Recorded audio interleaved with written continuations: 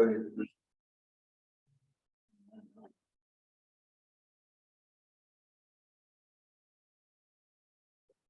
we begin. Copy of draft minutes for the January 9th, two meetings, and January 17th, 26th, and 27th meetings. Have been posted on the city website. Committee copies and committee reports have also been posted to the city website. There is one communication, display 21.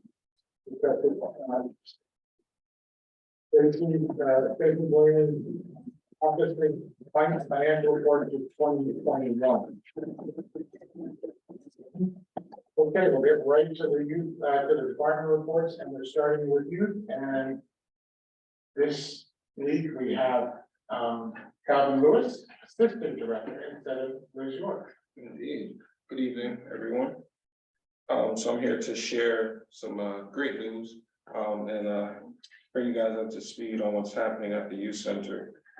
So one of the projects that we've been working on for a while is getting our website on board, accessible, shareable, and usable. And so we think we have arrived. And so we'll be updating that as time goes on. So feel free to check that out. You can find information about the center, about Oakdale Park, the bike co-op, and other programs that we'll be running. So feel free to check that out. It'll be on the city webpage. We are also in the halfway mark of YDBL basketball, the Youth Department Basketball League. That's been very exciting to be a part of. We started out with about 100 kids who signed up, but every weekend that's passed, more and more kids show up and sign up. So as of this past Saturday, we had about 135 participants. And so we're hoping that this continues to trend, provided the hiatus due to COVID. And we're hopeful that YDBL can continue to grow in participation, and we can again work towards building a foundation of skills and knowledge for our future Blue Hawk athletes. And for those of you who haven't been able to make it out to a game, feel free to come on out. It's a really exciting time for the families and the kids involved. And it's always great to see people from the community. Furthermore, with the webpage, you can find that on the city webpage, the cityofhudsonyouth.org. Or excuse me, our webpage is cityofhudsonyouth.org, and you can go to that link to access sign up registrations for program, for summer camp, as well as the other programs that we have available at the department. Summer camp planning is upon us, believe it or not. Families are calling and asking us, how do they go about registering their kid? And we understand the importance of summer camp. It's typically about 6 weeks, and in this past summer, there were some times where we had to close due to inclement weather.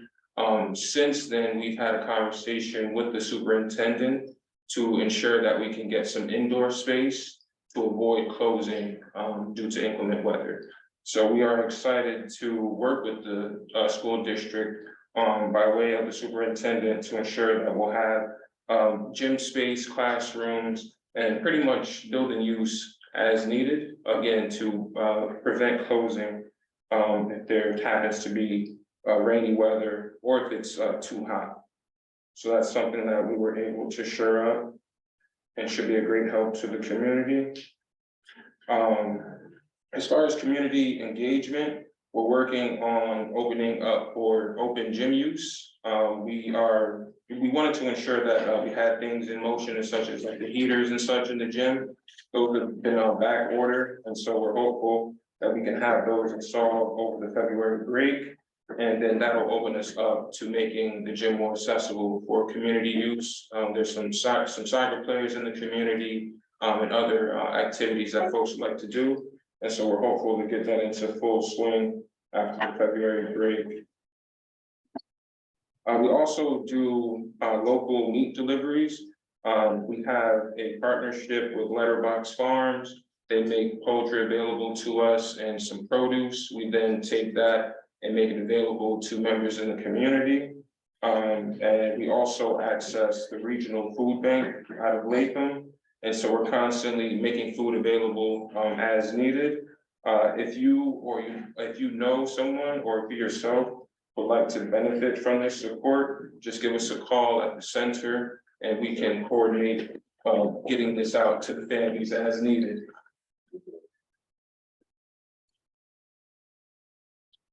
Oakdale updates, the polar plunge will be taking place next month, March 4th. Currently, we have about 11 teams signed up for the plunge. We're always looking to have many more. So if you yourself would like to be on a team or sponsor a team, feel free to reach out to us so we can coordinate that. You can visit the Friends of Hudson Youth page and click on the Oakdale Polar Plunge link for more info on how to register, donate, or become sponsored. And to learn more about the lifeguards and the Hudson Fire Department's water and rescue dive team. This is all a collaborative effort. The funding goes to the center, the dive team, as well as the fire department. And some continued updates in regards to Oakdale. We are going to continue to do the rewilding events. That's very much so a volunteer effort to where members come together to remove invasive species, restoring native species, and maintaining gardens, the trail, and general upkeep of the park. And so that's always a good time to get folks out and involved. And this will be taking place, our next rewilding event will take place April 29th. And again, you can reach out either to the department or on our webpage to get more information about that. And that is the end of my report. Thank you, Calvin. No problem. Thank you. Any questions from the council members? As always, you've done a great job, your department presenting this and giving it to us in a timely manner. You mentioned that when the weather is bad during the summer camps, you're going to be having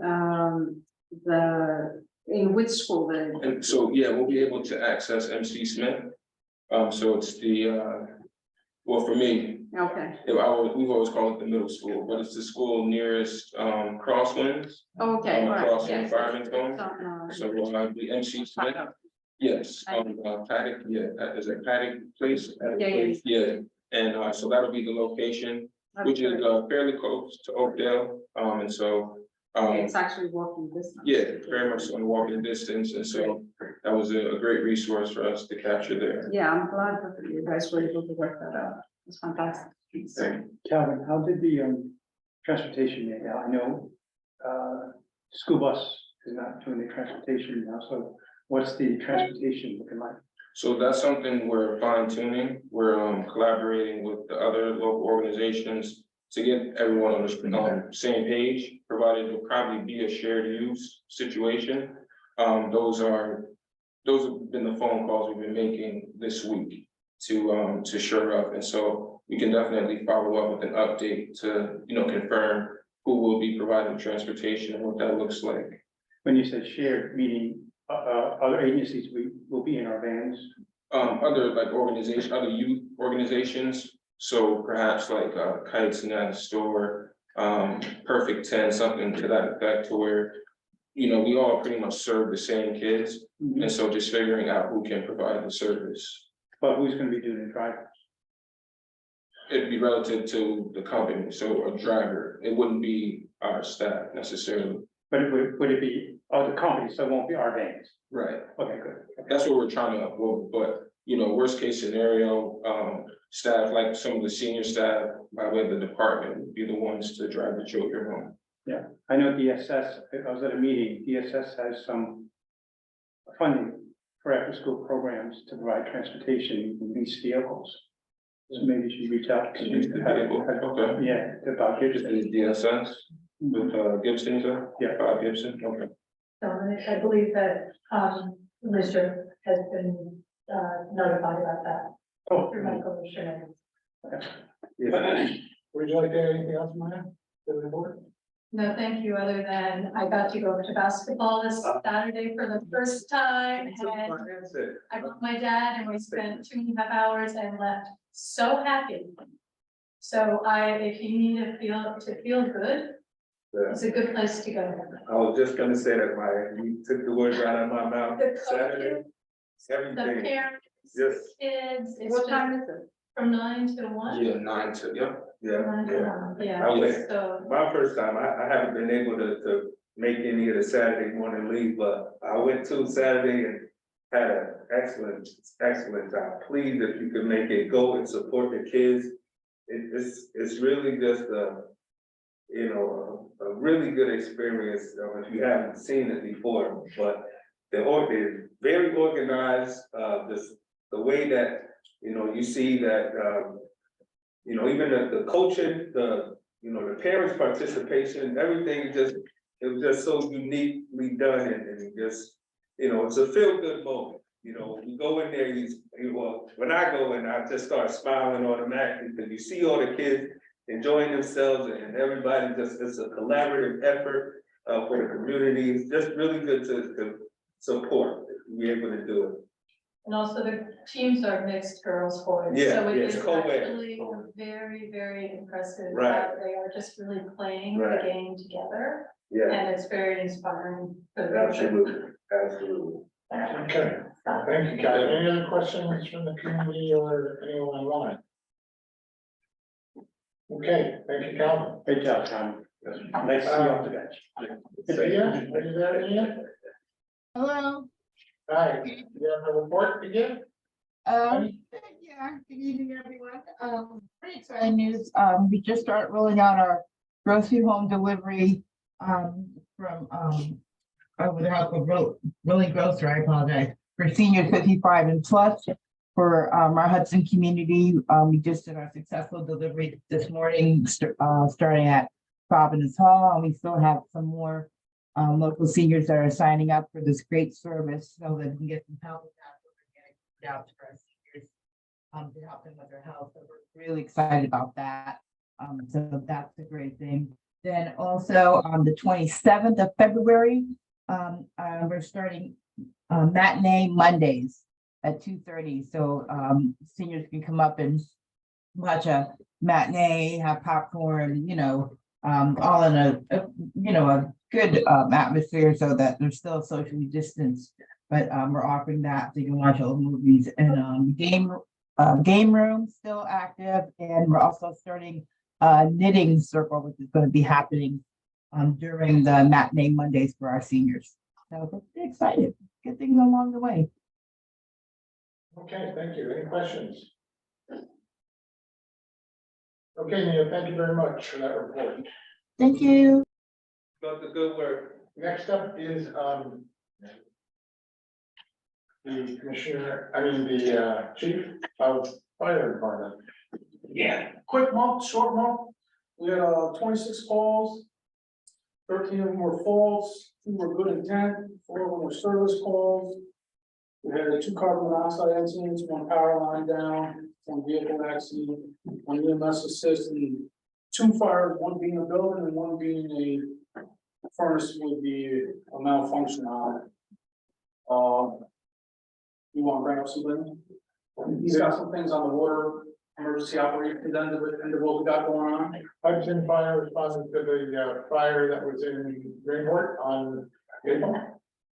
No, How are you doing? no, we didn't go there, right? No, we didn't even call that. Not the one on Maple. Okay, just, I had a note to thank you for that, but I guess. Now, that's DPW, I There's guess. some city employees there, but we weren't there. Victor, do you want to add something? Follow up on, I know last month, I think Ryan had asked about the boat grant. Yes. So like I had said last month, we didn't get that, in last year's round of funding. So we kind of went back to the drawing board. Spoken with a few boat manufacturers, we sat down with, the mayor and council president and treasurer 2 weeks ago. Kind of laid out some things, including the boat. And originally we were given a price this year, not using the grant of roughly $275,000. If you recall, last year in May, Through the grant, it was approximately $600,000. And then we thought, we went back to the drawing board, we made some adjustments. We got roughly about 275, and that's when we met with the BEA a couple weeks ago.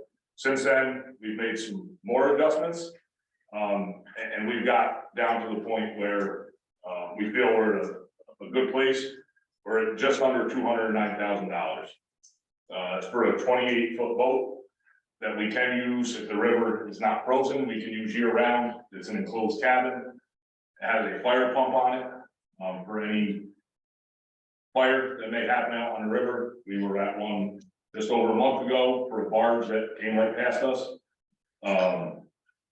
We'd be the only fireboat between here and Albany and here and Newburgh. So it would greatly help us, and it's also for diving. It has the dive doors on the side, has a bow that goes down in the front. So that's where we're at after going back to the drawing board a few times with our dive guys. And we really can't cut any more than that to have it actually work for what we need it to do. Our boat that we currently have is on its very last leg. We can't even keep it in the water anymore because it's in 1989, 91, and it leaks. We can't even, we had to put a 25-gallon temporary fuel tank on the deck of it last year just to keep it running, because every time we put it in the water and it rained, the fuel tank filled with water because the seals were all bad. So that's where we're at. We're hoping with that we can figure out how we can pay for it, and go from there. Right now, it's a year out from signing contract till we take delivery. So as you know, if we got it within the next month and got everything finalized, we're looking at being able to take delivery right before next summer. So that's where we're at. It's also equipped with a FLIR thermal imaging camera system for night operations. If there's somebody in the water, picks up, detects heat, as well as sonar for somebody's in the water and drown, they can pick them up. So that's where we're at with that. I know last year the council had approved $175,000 for a match for the grant. So for not much more, we would own the boat outright at this point. And there are some, the 209, I think that we have some funds, you know, down and talk about the polar plunge. We have been saving our polar plunge money for the last couple of years.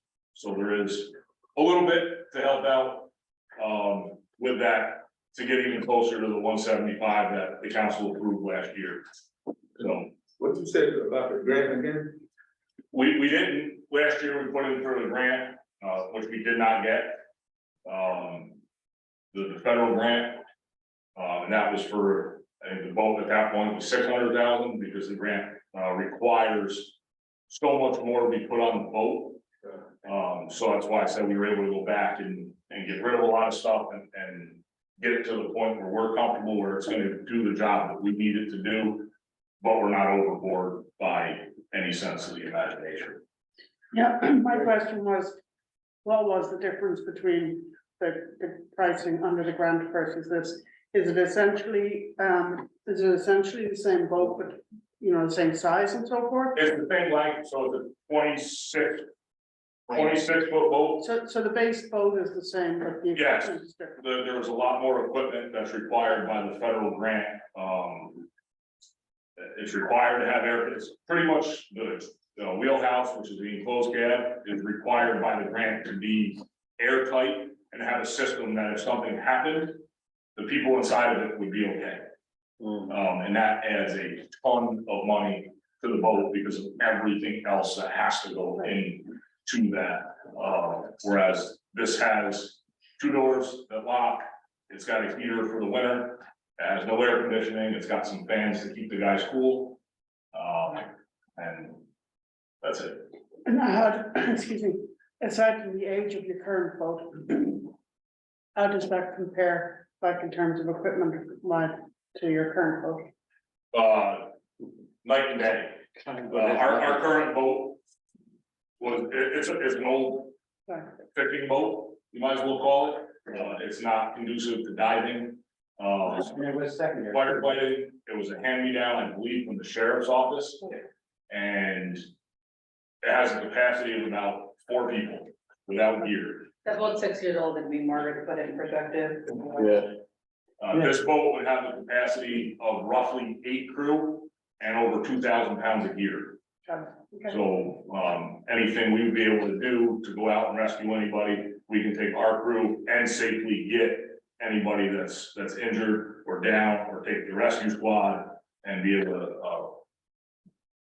get somebody help. Ryan, that's, so one, awesome job on getting the price down. 2, is this something that we can take up to the county board of supervisors and see if they will also help fund, since we have our shared services agreement and you guys are already there in the water. The third question kind of related to that, switch hats.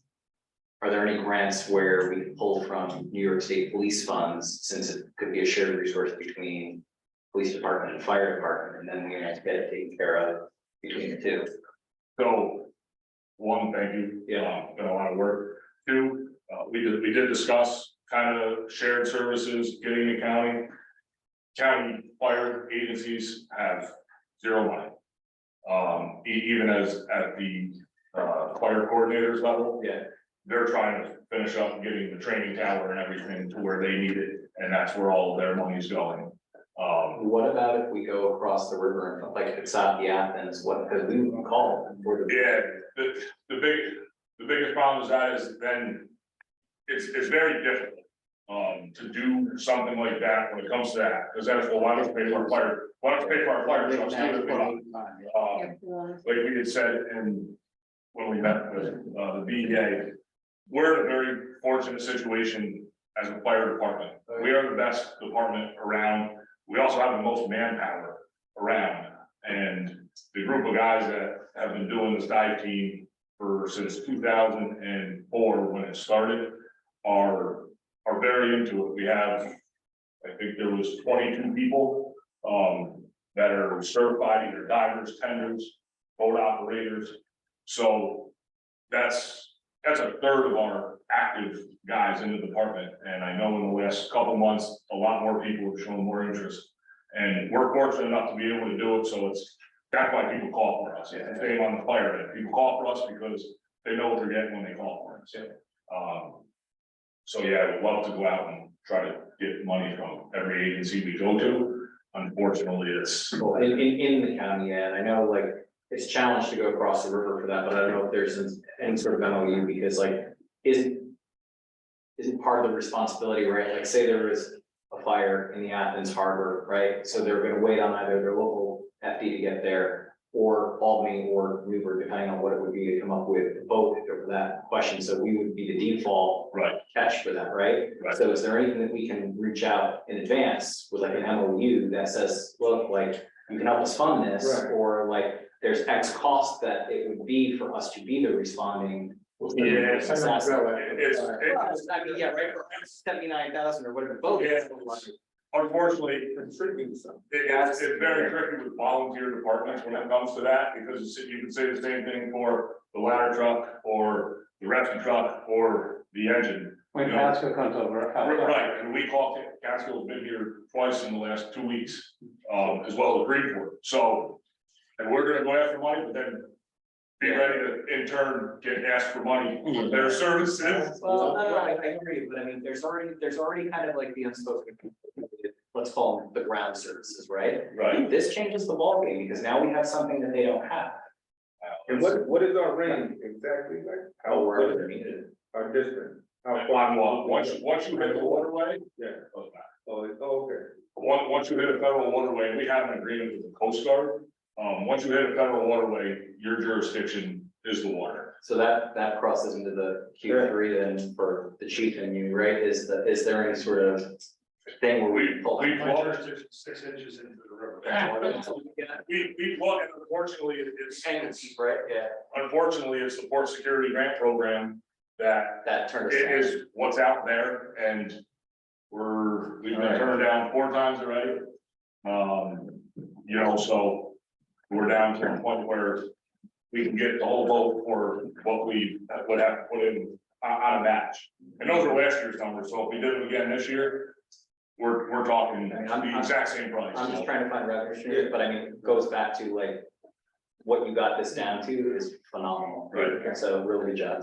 Definitely goes down with what you're saying. Thank you. That's- Nick, is there any movement on the old fire truck? No. Is that? We did receive a very minor offer, and we said, no, thank you.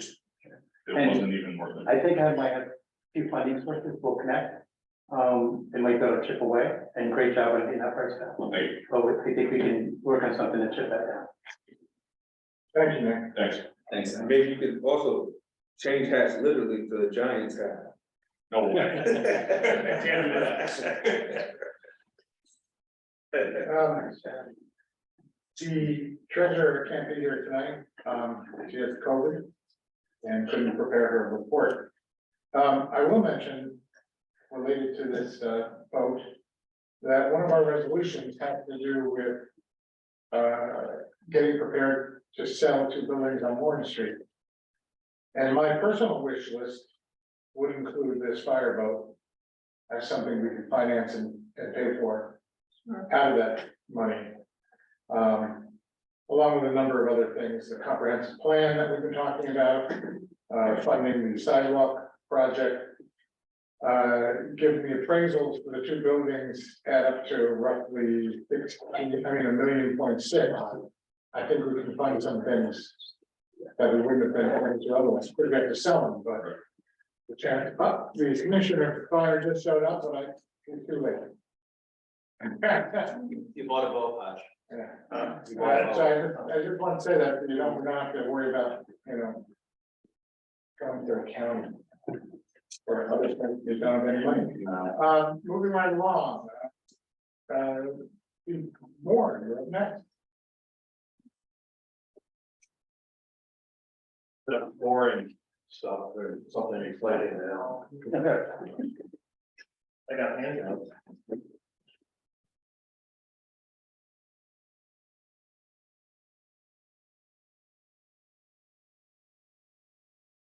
This is the, for everybody. This is the monthly report that involves use of force.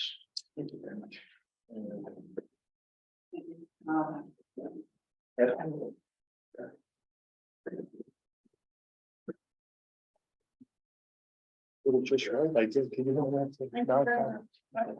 Thanks, Margaret. Hang on a second, no. Hang on. Okay. Not this year. I guess getting started with this, Section 9 reporting is, came out of the police reform. It's a way to monitor use of force and overdoses and use of Narcan. And we see January 22, pretty much in keeping with every other law. We did have one use of force where an officer pointed a taser, making a felony gun arrest. There's no injuries, no use of physical force, the person complied. You'll also see this 36 arrests is slightly higher than our average, with 67 total charges, and I'll explain later after why we got pretty busy since I met you guys last. 8 emotionally disturbed calls is slightly up, emotionally disturbed person calls, and we did have 1 drug overdose. And where a person died of overdose in January. Also delineated on the backside is breakdown of all the individual charges. Nothing really unusual there, except reflective of some unlicensed drivers. We started to ramp up some of the speed enforcement on Worth Avenue. And looking at the numbers, now also the suspended operators, and nothing really remarkable. Also breakdown of the EVP calls are on the last sheet. So you can review that and if you have any questions regarding that. We had the monthly review of body camera. This is where we review random body camera video footage to check for any misbehavior by the officers or any unusual events. 100 of them were reviewed and delineated for the mayor. It came out of section 9. That's been sent to the mayor, but I also have to provide an email anyone that wants to review that. I think Tom has a copy. There's nothing remarkable. 100 reviews, nothing really remarkable. Lastly, we did a final end of the year report. And what this does, we took the total criminal charges, traffic tickets, mental health incidents.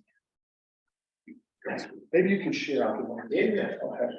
Here, look at that. Okay. Thank you.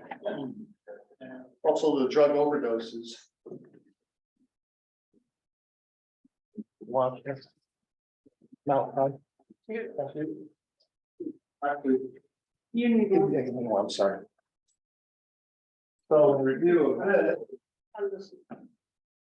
okay, in review of this, we see criminal charges for the year is 512 arrests, 829 separate charges, 834 traffic tickets issued, 123 mental health incidents.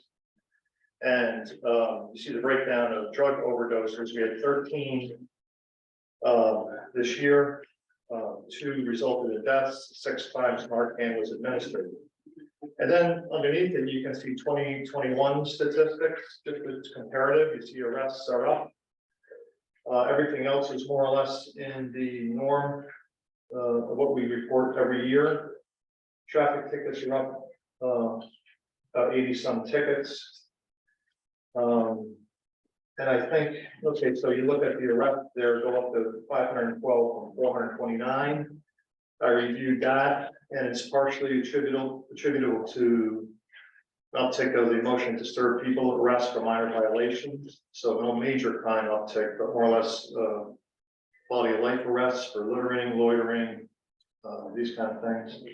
And also we see a spike in the rearresting of people. So you'll see in the statistical breakdown, about 80 arrests where we had to rearrest someone who had been released and you had to go fetch again.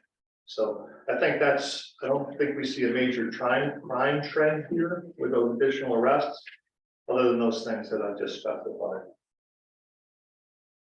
Now, I just want to do a review of what's happened just since we met last. To break down the long January, a little bit into February. We interviewed 3 candidates, all police departments are having problems hiring. We're able to interview 3 people, which we've identified 2 as possible prospects for HPD. We're down 4 people. We're below our allowable budgeted strength. So we're very interested in hiring folks. So we've got down to 2 candidates that we're doing the backgrounds on now. January 12th, we arrested a 54-year-old. These are significant cases. They don't usually do this, but January was really unusual with crazy stuff happening. So I'll break it down. January 12th, we arrested a 54-year-old Columbia Street man following a domestic violence incident, and we found him with an unregistered 9mm handgun and a shotgun. He's jailed right now because of previous violent felony convictions.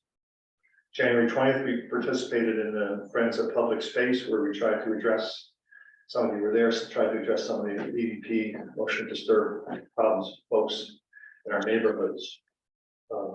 January 28th, following a domestic incident of domestic violence at the high rise, we arrested a 20-year-old for menacing. He was in possession of a ghost gun, a 9mm pistol that has no serial numbers. That's it's only 20 years old, so he was arrested.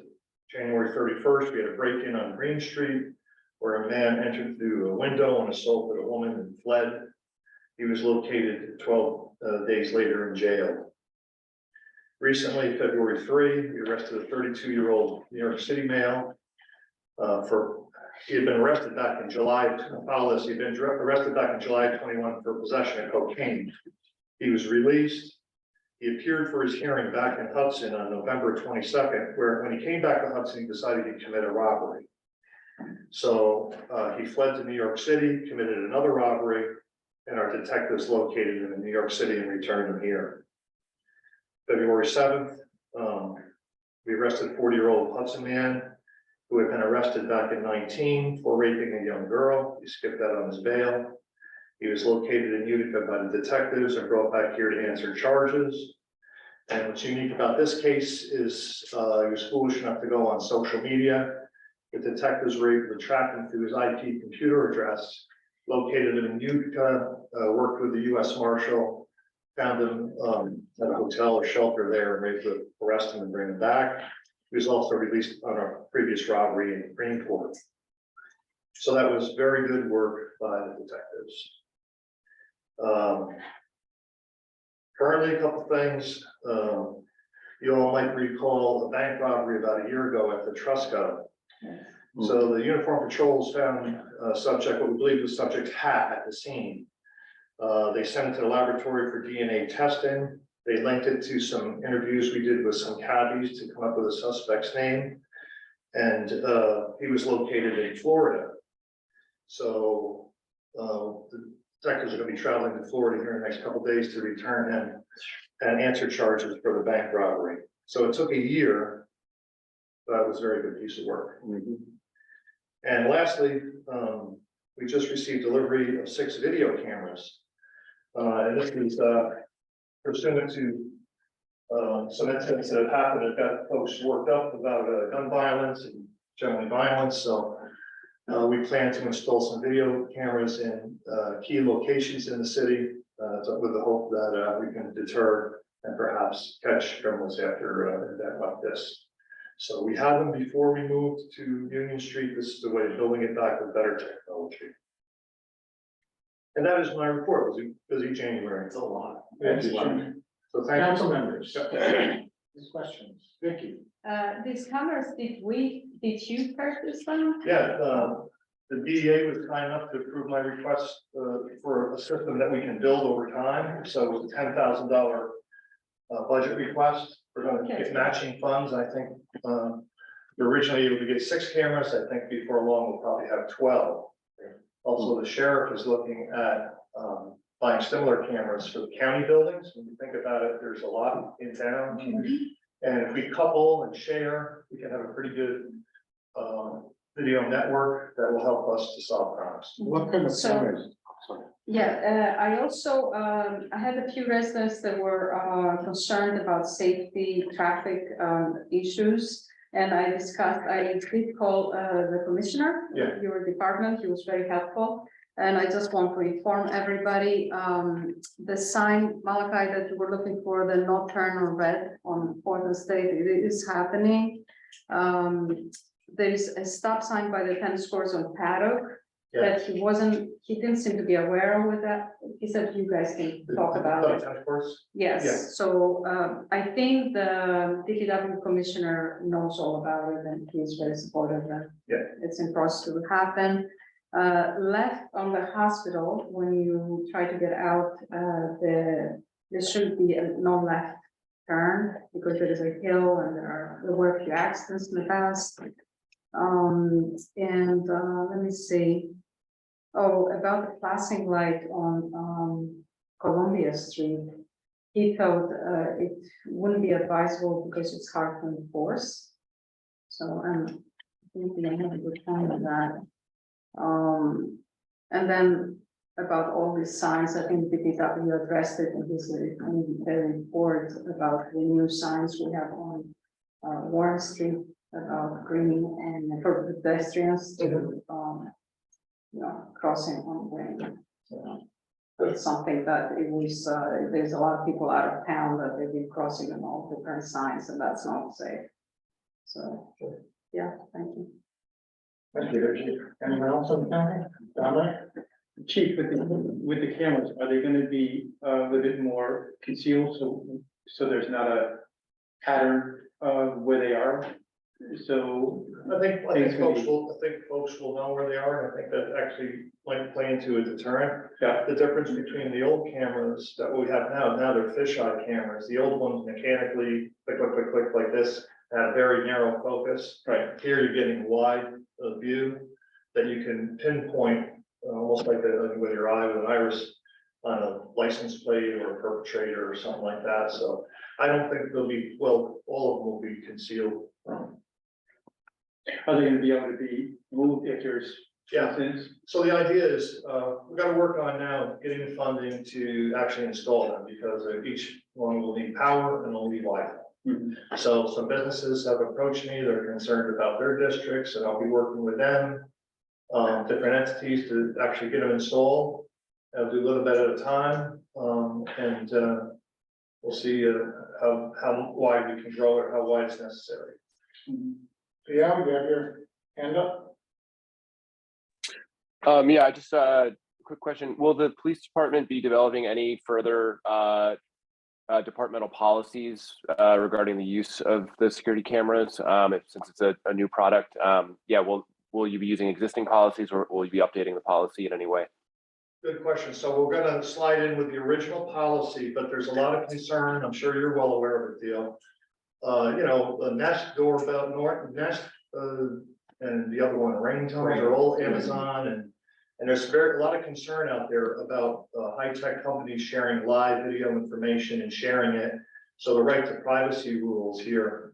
We probably won't have the manpower to actively monitor every video. Think about it. There's no one going to be staring at the videos constantly. And in most instances, it'll be used post-incident. But if we have an active incident, of course, we're going to look at the videos and deploy as we need and actually use that as a resource. I think what we'll have to do is develop a more sophisticated policy as the cameras become more sophisticated. But right now, they're going to be used in the same manner that the ones were used, 15 or 20 years ago. Thanks for that, and I'm glad to hear that you're also, these concerns are front of mind for you. What is the original policy that you're referring to, and is it available just to look through? Yeah, you're invited to come see me, or we can email each other, and I'll give you what we have. Generally, generally it doesn't involve live monitoring or sharing. See, right now, what happens is so many more private cameras are out there. When there's a crime committed or we're investigating something, we'll ask a private citizen if they would share their personal property, which is the video. Anything beyond that, we would have to get a court order. So I think that's more or less what the policy, the framework is that, we're not going to seize video without a court order or a warrant. That gives protection to the citizens. But I'm willing to sit down and work on it. Yeah, no, I'm just curious. Thanks. Yeah, is this a cloud-based camera or what? Yes. See, the problem before was hardwiring of all these cameras into the new station, too expensive when we moved. So now we have the cloud, we can reach up and grab it. Anyone else on the council? Public? Yes. Hey, Ed. Right. I was hoping to ask the commissioner a question about traffic issues. I guess I'll ask you. Second fiddle, that's all right. I'll do the best I can. Speaking of Shane, do you know if there's a reason he doesn't show up like the other commissioners do to this meeting? Yes. Well, kind of difficult because he never shows up. How are we gonna ask him? I mean, would you prefer that he be here so he can answer questions that you can't? Well, I think Shane is very active, the commissioners at the station almost every day. And I think, have you guys emailed, or have I provided his email where you can maybe set something up? Would you prefer to be here? I can, this is my 110th meeting, it seems to be okay. But it seemed like there's a pretty serious communication problem for the last few months about traffic, but I'll ask you anyway. Hopefully I'll get an answer. Did you have anything to do with creating the new 20-mile-an-hour speed zone on Harry Howard a few years ago? No, other than being consulted. Who did? If it wasn't you. I believe the alderman, local alderman, were concerned, and put it forward. So the police department wasn't involved. To the extent that we were in a discussion and talked about. Okay, so it's pretty obvious to me that according to the New York State Vehicle and Traffic Law, there's the changes that were made, and it is a school zone, correct? Yes, School zone, 20-mile-an-hour school zone, not just a 20-mile-an-hour zone, there's a big difference, right? yes, And there's requirements for a school zone, as you're probably aware of. yes, Your Honor. And I had, that's very funny. You didn't abide by any of the rules for New York State. Does that matter to you? Yes, they did, I'm sorry. You didn't abide when the changes were made and the signs were put up. The requirements for the New York State Vehicle and Traffic Law were not followed. Which Do you care? Which Do you one? want me to read them all? Well. There's 3 of them that you're supposed to do that weren't done. In general, the signage. The signage is incorrect. You can't just put a 20-mile-an-hour zone sign in a school zone, say school on it, and it has to have the hours.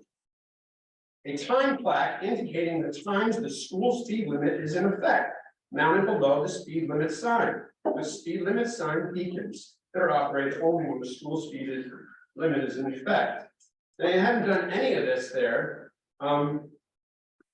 Do you care? I can pass that on, Bill, you know, I don't install. Oh, we're never gonna pass it on. Bill, That's how we're working. I think you're confused about our role. We're police administration, city administration. Somebody at City Hall must have changed the speed limit. It wasn't just Dominic. And you got it right, it's City Hall, we're police administration. You know how weird it would Who be? did it in City Hall? You guys are part of City Hall. No, see, that's where you're getting confused. Okay, so if the changes can be made, it could be you, it could be Shane, right? What kind of changes? Bill? Changes Correct, in the sign. signage and stuff? Correct signage according to New York State. Yeah, I don't get involved with changing the signs. No, it could be a conflict. of Shane interest. does. Yeah, we don't, we Does usually Shane- hear. Bill, let him answer. Does Shane do the change No. of the signs? No, I think, Is that his job? I think he oversees traffic signage throughout the city, traffic conditions, and then he. Maybe you could ask him to be at a meeting someday, and maybe I can talk to him directly about it, but in the meantime, maybe you can, mention to him. He can reach out to me. Bill, I just gave you. What you created on Harry Howard Boulevard is wrong. And you shouldn't be handing out tickets there if you don't have the right signs up. Thank you. The speed limit is only going to be in effect during school hours, and you have School events. in school events, correct? Is there any sign indicating that?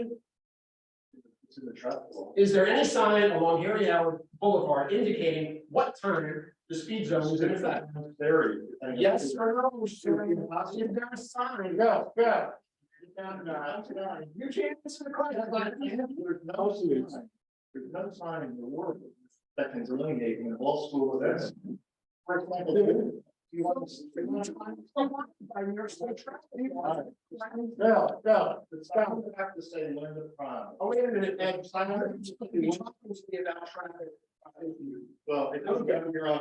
I just reported a very good month with also an interesting investigation and good police work. I'll have to apologize for any sign issues. Thank you for all the good work. amazing work this evening. Thank you. Have a good night. Thank you. Thanks for the answers. Bill, just because he answered the question, you didn't like it, that doesn't mean he didn't answer the question. You're not supposed to be answering anything about traffic issues, and we all know that. you don't define this. Commissioner, they're no commissioner. We don't define how this works. It's not your role. You're not in government. You have no role in it. Therefore, what's your point? Get to the point. Sorry. You're asking lack of us. What's my point? He doesn't answer to you. That's the point. Oh, so you didn't have to answer any questions? You got that one? You did. Go ahead. Right, I know you think you're a champion of people, Bill, but you're actually an impediment to democracy functioning well. Bill, I will tell you that with the school, it's being utilized times that some people don't know it's being used. And to try to pinpoint, like right now, there's a basketball game, probably gonna go to 8 or 9 o'clock. How do you go put that on the sign? Because sometimes activities happen, on. Dominic, I'll read it to you right now, Dominic. no, please don't. You're not. How do we do it? I'll just read it out. It's very easy. A changeable school speed limit assembly. This is choice C of 3 choices. Required by the New York State Vehicle and Traffic Law to have a school zone correctly delineated.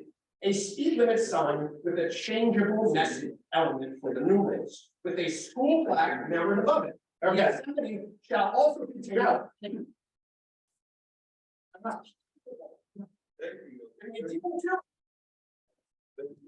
you keep saying it can't be done. that's it. Donna, you're not trying to engage an irrational person with rational discourse. Thank you. Let's move along.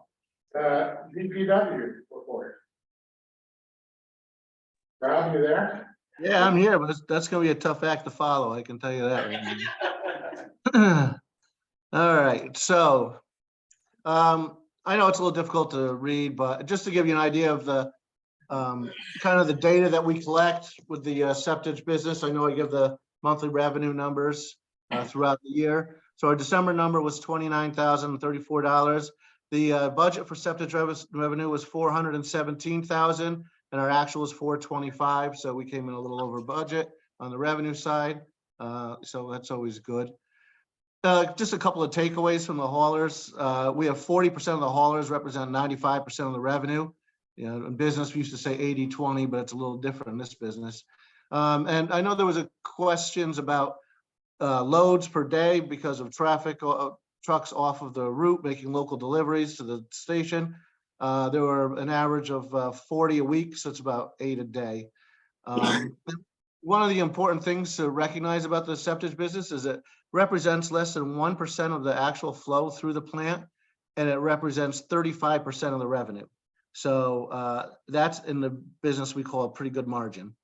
One of the other reports that was submitted was a CSO report. This is not the CSO report. This is data that was used to create that report. But you can see what we do is we track the precipitation by the events when they happen. This is through the contact tank. These numbers, they're actually measured, and they're partially, they're disinfected with chlorine. They go through some primary clarification. They do not go through secondary clarification. So this is part of our consent order back in 2007. And then we track the overflows in a binary matter, whether or not they happen or not. We don't have the ability to measure at some of the pump stations throughout the city. So we had about 52 storm events, and which was about 36 inches in precipitation, which resulted about 42 classic CSO events.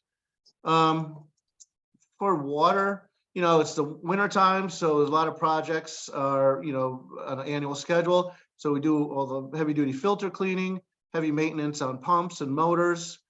This happens to be one of the actuators. So the motor you can see was pretty much fried. This is our tech installing a new motor. Actuators are basically smart valves based on flow and process. They open and close as they're required to. Something else is, mixing chamber for the polymer. Polymer is what makes flocks stick together. So here it is. We switched out a bunch of the older pieces, rebuilt it, and now this is ready to go as a spare. We only have the one polymer pump, so we need to be able to have spare components on hand as part of the treatment process. There was a pretty good deep freeze, if everybody will remember, about 10 days ago. And that put us in a bit of a sticky wicket because there's a lot of places had breaks or little cracks, and there are some unoccupied buildings throughout the city. And one business actually, went home on Friday, and when they came back on Monday, they found 5 feet of water in their basement because of the temperature had dropped. So a lot of those were identified quickly on Monday and Tuesday. We're still having trouble keeping the tank up to full capacity because we still are losing water. We brought in New York leak detection, and these guys are, they bring pretty specialized equipment. They move around the city pretty quickly. They identified one. This is a hydrant on Prospect near the pocketbook factory. There was nothing visible on the ground. There was nothing to let us know that we could hear something in the area, but where it was, we were unable to determine. These guys pinpointed it to the lateral that feeds the hydrant. And so the guys started excavation, and it turned out there was a big sinkhole. And once they started digging, poof, up comes the water. So, that's what happens. A lot of times you've got leaks that are making their way somewhere into the collection system, and we're just not aware of them. So this is something that helps us. This leak was worth about 10,000 gallons a day, they estimated. So that's pretty good. There was a one on a vacant property, and this is a property that's known well to code enforcement. They have multiple violations, and I believe the owner has bench warrants. And so we informed them that the water was blowing into their basement, and they've been unresponsive. So, the code gives us a lot of leverage to, do what we can do to protect the health, safety, and welfare of the citizens in Hudson. So, in the code, we have the ability to hire a contractor, have it fixed, and put it on the person's water bill, which is exactly what happened on Thursday. We made several attempts to contact the person. They contacted us to make sure their bill was paid, but they were unresponsive towards this issue. So that's now been eliminated too as an issue. And honestly, it happens dozens of times throughout the year easily. I mean, there's sinkholes in alleys and water coming out, and we have to tell property owners pretty regularly that, there's an issue with their lateral. They don't like to hear it. I mean, we don't like to tell them about it, but it's what happens, because what happens underground, there's other utilities, there's a danger for sinkholes, for cars getting stuck and damage to vehicles. So, but the good news is most people are pretty responsive. I mean, this is certainly the exception. Most people understand it's their responsibility and they get to it. And so everything goes on pretty smoothly. Winter work, DPW, garbage cans, rebuilding, finishing, staining, some new heavy duty lids going on them. Let's see. We pull all the hydrants out citywide, the extinguishers, make sure they're all certified for the year. Just a lot of safety stuff, housekeeping, the service on the snow blower. And, it's a bit of a superstition that if we take the snow blower out and we put it in the garage and we make sure that it's ready to go, that hopefully we don't need it. And the guys are encouraged to hang their coats on it, turn it into a coat rack like a Peloton. And then, hopefully it doesn't get needed. But, we still got, we look good through February, but March is always a killer month anyway. Building barricades, we lose them throughout the year. This is actually a roll of, I didn't get a copy of the picture of the finish. This is actually a roll of carpet. The police department asked us to put it down in their records room, which is in an old outbuilding. So, we did that for them. And, we did the Promenade Hill. We've had crews over there for a week or so, getting all that sumac chopped down.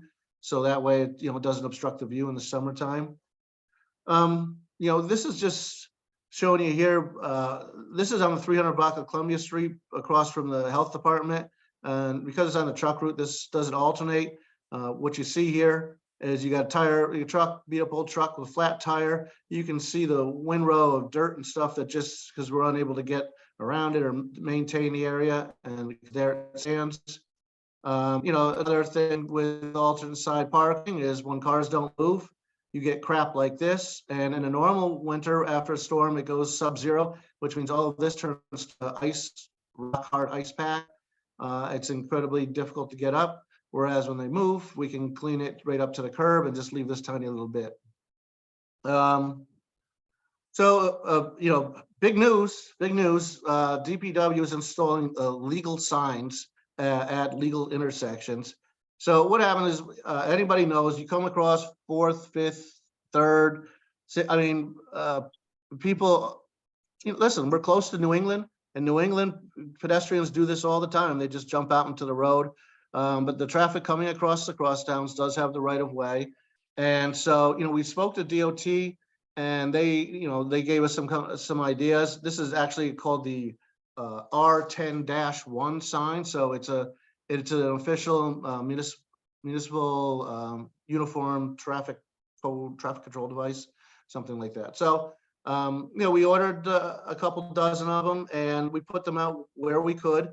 Then the idea is that hopefully just people become conscious that, they shouldn't take the crosswalk as an impenetrable barrier and just kind of walk out in front. Our goal is obviously for people not to get mowed over by cars, because, that's bad. So this is something that we figured was pretty inexpensive, and we mounted it to the backs of existing signs where we could. So, typical sign installation requires breakaways and, the Z-bar and a lot of, you know, hardware, and in this case, we just kind of use tap cons and put it into existing stuff. Here is the vehicle and traffic VNT law. It's 1150. Pedestrians shall be subject to traffic control signals. It's pretty simple. If it's a red light, I remember watching Sesame Street when I was a kid.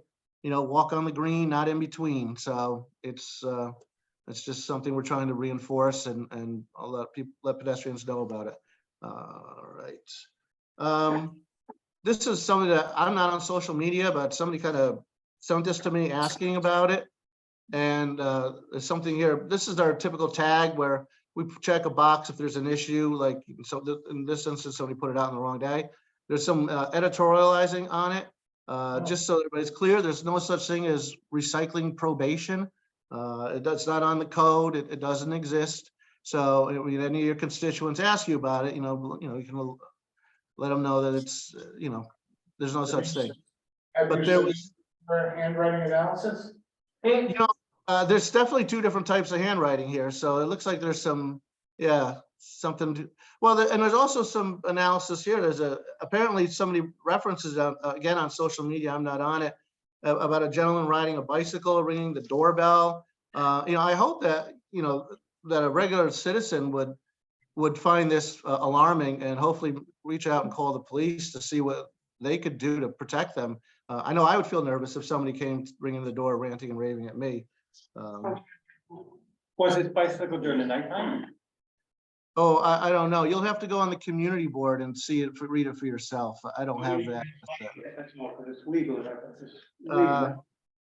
So the Ferry Street Bridge, good news. At this point, we spoke last week with our engineer, and apparently Amtrak has completed their review of National Grid's easements, and they have signed off on them. They've sent them over to National Grid, so National Grid has to sign them. And then once that's complete, then we can send it to DOT for their last and final review. But we're told that this should move, well, to say quickly might be maybe a bad word in this business, but hopefully, let's just say, hopefully this time next month, we're having an entirely different discussion about the Ferry Street Bridge. That's awesome. And just, oops, these upside down. Seasonal cemetery work at the cemetery, just clearing and trimming and catching all the dead branches and just cleaning the place up. A lot of housekeeping. So we're not complaining because we haven't had a lot of snow, and we're trying to make it as productive a season as possible. So that's what I have. Thank you, Rob. Council members, any questions?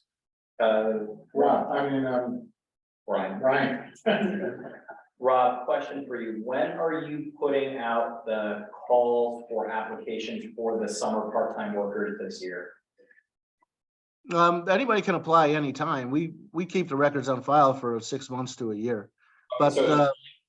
Yeah, it's a rolling thing. As for what we get for part-timers is we usually get about 3 or 4 people for the cemetery. That's the extent of the summer part-timers. I had a couple people that were asking me, should just send them to you? Well, they should go to the city hall and fill out an application at the DPW office. Perfect. Council members, questions? Malachi? Rob, so back to, with the main break, the water main on somebody's property, if they were to, if that individual would have contacted you, would he have been solely still responsible for the break?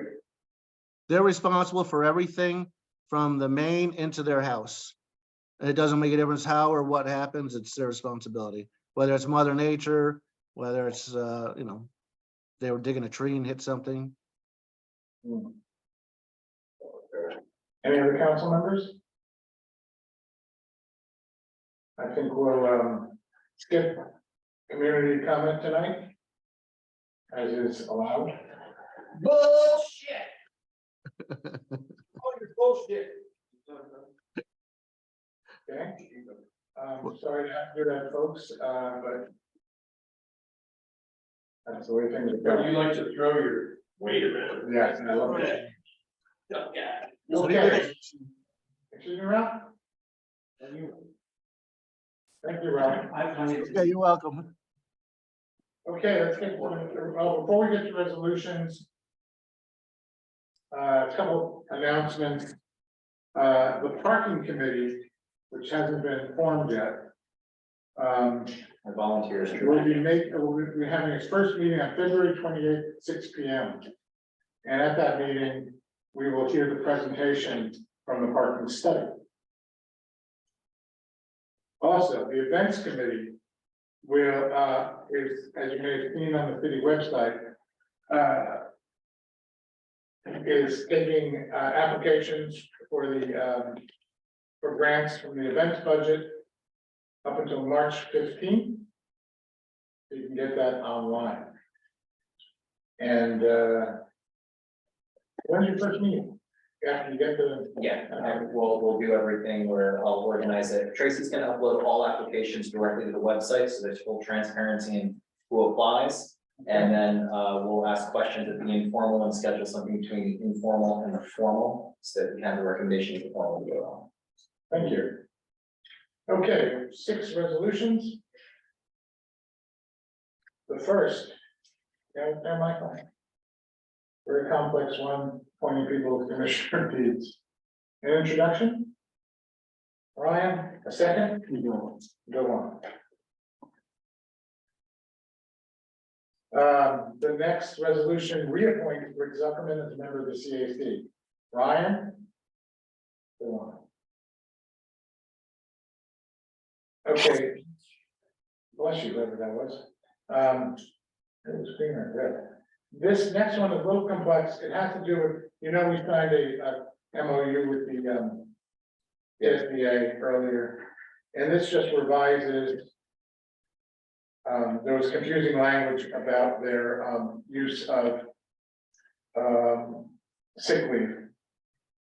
So this also authorizes the mayor to sign the revised contract, or the revised MOU. Can I have an introduction? Go on. Second? Amber, thank you. Okay, the next resolution allows the attorney for the planning board and Craig Hague, the code enforcement officer, to provide the training that is required by the code every year for planning board members. Ryan? Second? Oh, Amber Beecham, sorry. Okay, and the next 2 I referred to earlier tonight. So the first one authorizes the sale of 429 Warren Street at public auction to the highest bidder. And attached for your information are the appraisals for both of these properties. Can I have an introduction, or is there a question? Vicky, you okay with the question? I have a question, yeah. Okay. Do no, we need to introduce. Yeah, sorry, yeah. But I can introduce them. Vicky introduced all second. Alright. Yeah, sorry. Do we sell, this is a city property, I think it's the first time I am, during the time I've been Right. here, and we're doing this.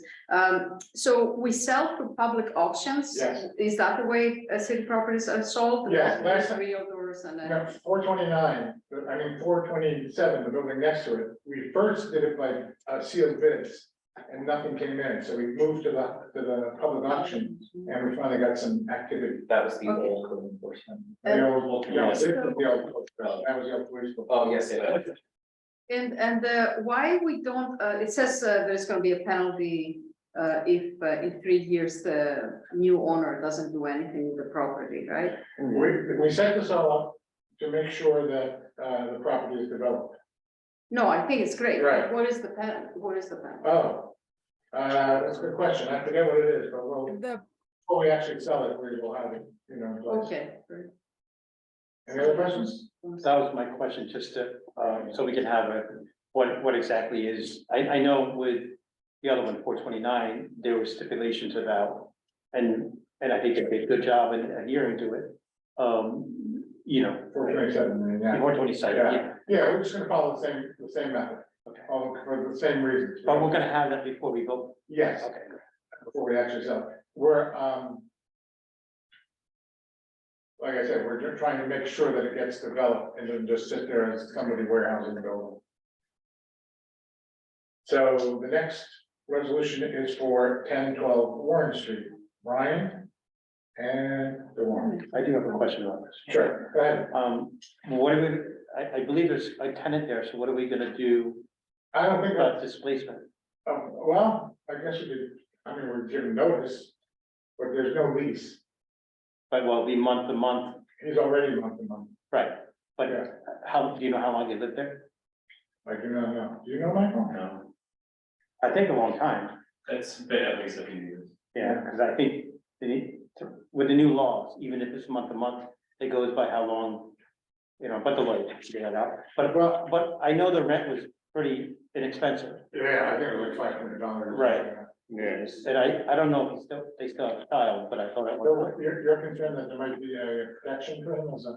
Well, there will be a protection in terms of how long, to get, even if it's month to month, if they, anything over, if they live for 3 years, it's 3 months. Well, can you tell me one time? I did have checked this with, I mean, Crystal asked about this. Maybe Crystal can provide some clarity. Crystal, you're muted. Oh, there you go. No, I'm back. So with respect to the sale, it would be subject to the tenancy unless we provided notice ahead of time. That's required, you know, the notice with the amount of time that's required for the notice ahead of time before we sell the property. Otherwise, the property would be sold subject to that tenancy, and then the new owner would have to comply with the eviction laws to be able to provide the adequate notice and to remove the tenant. Right.